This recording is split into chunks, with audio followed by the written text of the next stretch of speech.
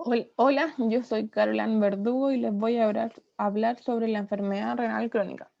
Primero vamos a ver unos casos para intentar definir lo que es la enfermedad renal crónica. Entonces tenemos un paciente de 52 años, hombre, con hipertensión arterial que se observa que tiene una creatinina sérica de 1.7, entre 0.5 y 1.2 es lo normal, y su urinario no está alterado. Y revisando su historial, nos dimos cuenta que la creatinina sérica se elevó a 1.7 miligramos por decilitro hace 6 meses. Por otro lado, tenemos a una mujer de 29 años que presenta hematuria microscópica y proteinuria en 2 cruces en un dipstick de orina, que se confirmó después de 3 meses en la repetición de su análisis de orina, y su creatinina sérica normal. Entonces, ¿cuál de estos pacientes presenta enfermedad renal crónica? Entonces, según la definición, la enfermedad renal crónica se define por la presencia de una alteración estructural o funcional renal que persiste más de 3 meses con o sin deterioro de la función renal, o una filtración glomerular menor a 60 ml por minuto. Para establecer si hay una alteración estructural o funcional, tenemos marcadores de daño renal. Los marcadores de daño renal son la albuminuria elevada, la alteración en el sedimento urinario, alteraciones electrolíticas u otra alteración de origen tubular, alteraciones estructurales histológicas, las que tomamos por biopsia, alteraciones estructurales en pruebas de imágenes como en una eco, por ejemplo, y el trasplante renal. Entonces, volviendo a nuestros casos anteriores, nuestro paciente hombre de 52 años tenía una creatinina sérica elevada, lo que conlleva una disminución de la filtración glomerular, como veremos después, y nuestra paciente tenía proteinuria, lo que lleva a una albuminuria elevada. Por lo tanto, ambos pacientes presentan enfermedad renal crónica. ¿Cómo evaluamos la función renal? El estándar para evaluar la función renal es el clearance de inulina, que no se lleva mucho en la práctica clínica, no se realiza mucho en la práctica clínica, y lo que más se utiliza es el MDRD simplificado, donde evaluamos la creatinina, la edad, el sexo y la raza. Necesitamos las 4 variables para poder tomarla. Y tenemos que recordar también que a partir de los 40 años la filtración glomerular disminuye 1 ml por año, y disminuye aún más si la persona presenta alguna patología descompensada. Ahora tenemos categorías de enfermedad renal, que se categoriza según su filtración glomerular o según la albuminuria. Según la filtración glomerular se categoriza en G1, que es cuando es mayor a 90 está normal, cuando está en G2, que está entre 60 y 89, en G3A, que está entre 45 y 59, G3B, que está entre 30 y 44, en G4, que está entre 15 y 29, y en G5, que ya se considera falla renal, que es cuando es menor a 15.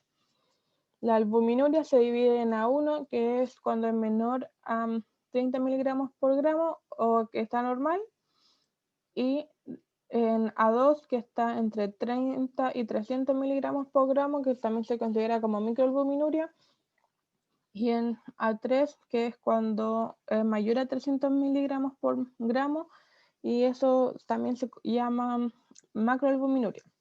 Y se hace un cruce respecto a estas categorizaciones para establecer el riesgo de los pacientes de que progresen hacia resultados adversos o que tengan algún evento cardiovascular.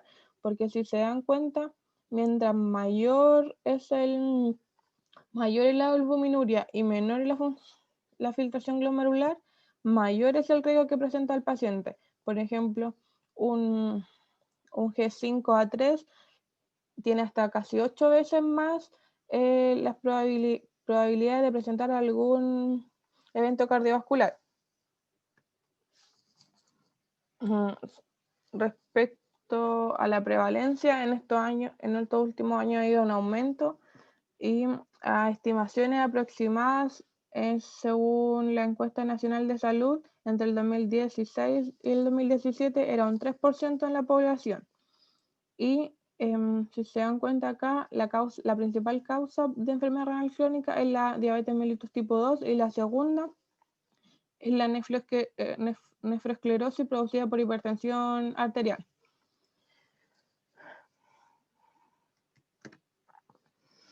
Respecto a la fisiopatología, tenemos a nuestras nefronas que pueden recibir alguna lesión y de por sí las nefronas tienen una capacidad innata de mantener la tasa de filtración glomerular.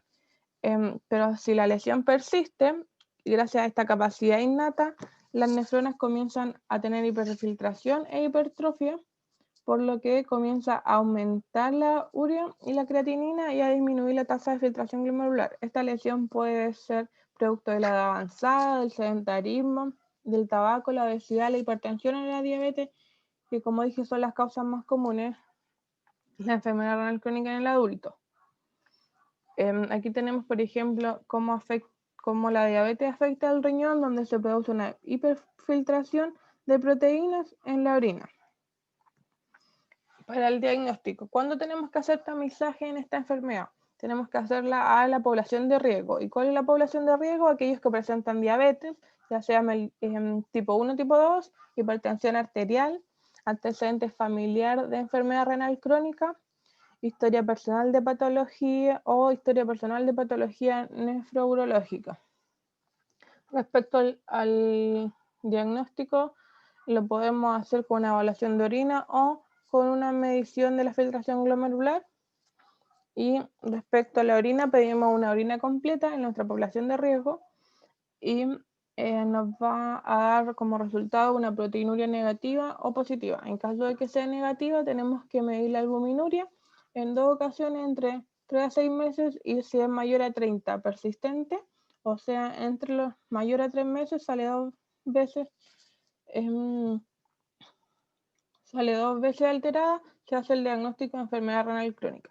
Por otro lado, si tenemos la proteinuria positiva, volvemos a repetir el examen con una orina completa y si vuelve a salir proteinuria, también se hace el diagnóstico de enfermedad renal crónica. Acá, respecto a la medición de la filtración glomerular, la tenemos que estimar usando la creatinina plasmática y puede ser mayor a 60 ml o menor. Cuando es menor, se debe repetir dentro de 2 semanas y hay que descartar algún confundente, como algún nefrotóxico o la hipovolemia. Y si no presenta el paciente injuria renal aguda y se mantiene menor a 60 ml por minuto en el plazo de 3 meses, se hace el diagnóstico de enfermedad renal crónica. El tratamiento para estos pacientes tiene que ser multidisciplinario y consiste en 3 pilares. El primero es disminuir el riesgo cardiovascular. ¿Cómo disminuimos el riesgo cardiovascular? Manteniendo controlados todos sus trastornos metabólicos, la hipertensión, la diabetes, la dislipidemia. La meta ideal para la presión arterial es que sea menor a 140/90 sin albuminuria y menor a 130/80 en los pacientes que presenten albuminuria, y lo ideal para controlar la presión arterial es que se prefieran los IECA o los ARA2 porque además ayudan a disminuir la albuminuria. En los pacientes con diabetes lo ideal es que la hemoglobina glicosilada sea menor a 7 y el colesterol LDL sea menor a 70/100 y que tengan una dieta hipoproteica y baja en fósforo. ¿Por qué baja en fósforo? Porque el fósforo se elimina por la orina y como está disminuyendo la filtración glomerular tiende a acumularse y esto provoca que los huesos se debiliten y puedan tener más fracturas. Los quelantes de fósforo lo mismo para disminuir el fósforo y no fumar.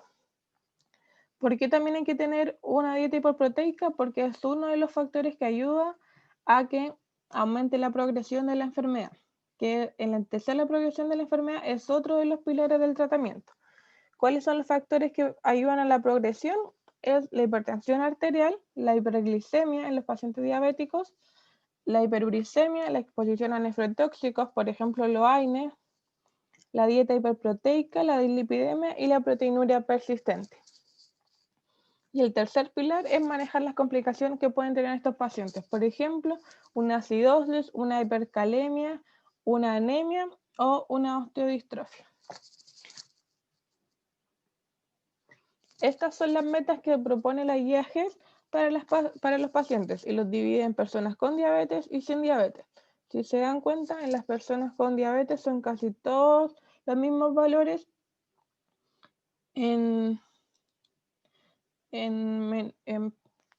menor a 130/80 en la etapa 1 y 2 con microalbuminuria y además hay que intentar reducir entre un 30 y 50% la albuminuria. Una hemoglobina glicosilada menor a 7 que igual es un poco permisible dependiendo de la fragilidad que tenga el paciente y el colesterol que sea menor a 70/100.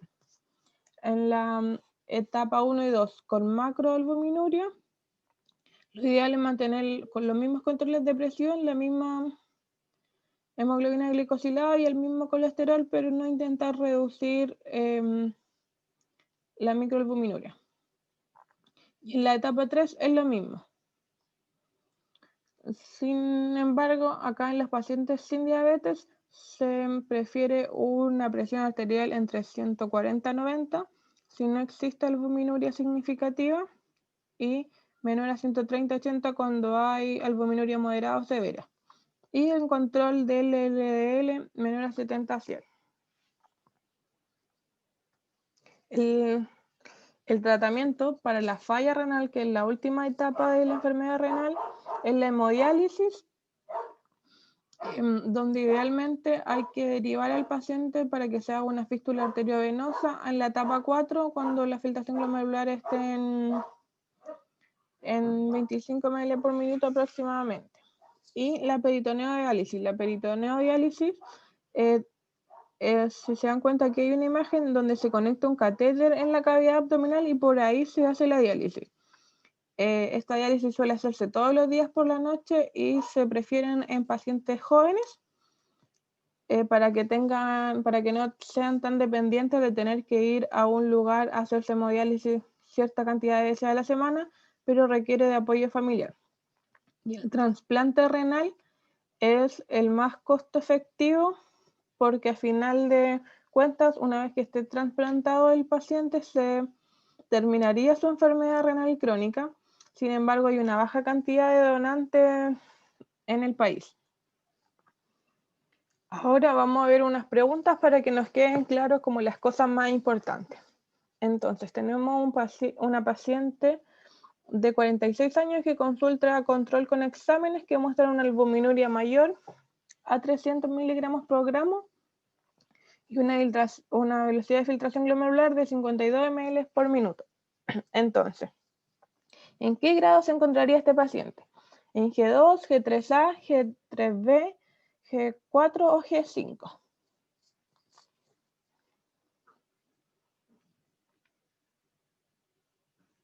Ya lo pensaron. Entonces, si recordamos, el G2 era entre 60 y 90, 89, el G3A entre 45 y 59 y nuestro paciente estaba en 52, por lo tanto sería G3A, G3B entre 30 y 44, G4 entre 15 y 29 y G5 en menor a 5 que ya se considera falla renal, menor a 15, perdón, que ya se considera falla renal. Otra pregunta. Tenemos un paciente de 55 años con antecedentes de diabetes, hipertensión crónica, dislipidemia, nefropatía diabética, con albuminuria de 70 miligramos por gramo. Y entonces las metas a alcanzar con este paciente, ¿cuáles son? Recuerden que tenemos que tener metas para, en este caso, de diabético, hipertenso y dislipidémico. Entonces tenemos que tener metas para cada una de las cosas. Entonces, una de las metas podría ser presión arterial menor a 140/90 con la hemoglobina glicosilada menor a 7 y el colesterol LDL menor a 120, una PA menor a 130/80 o una hemoglobina glicosilada menor a 7 y un colesterol LDL menor a 120, una presión arterial menor a 130/80, una hemoglobina glicosilada menor a 7 y el colesterol menor a 70, una presión arterial menor a 140/90 con hemoglobina glicosilada menor a 6.5 y colesterol LDL menor a 120, una presión arterial menor a 140/90, hemoglobina glicosilada menor a 6.5 y el colesterol LDL menor a 70.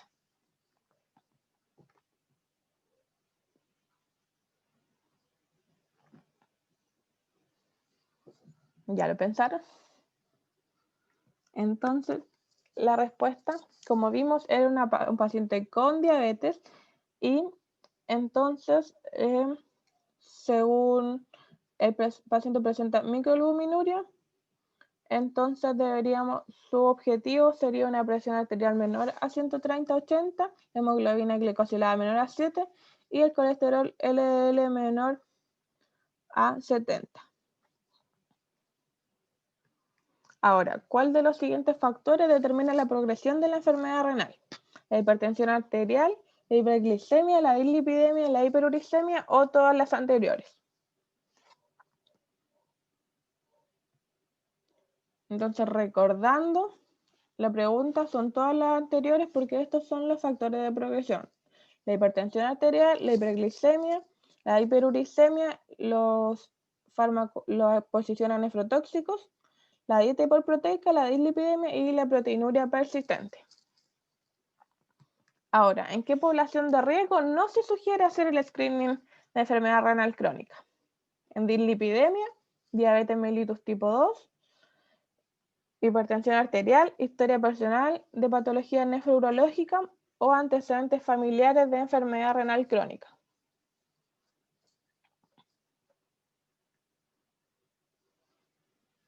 La correcta es dislipidemia, recuerden. La población de riesgo eran aquellos que presentaban diabetes tipo 1, tipo 2, hipertensión arterial, antecedente familiar de enfermedad renal crónica y la historia personal de patología nefrourológica.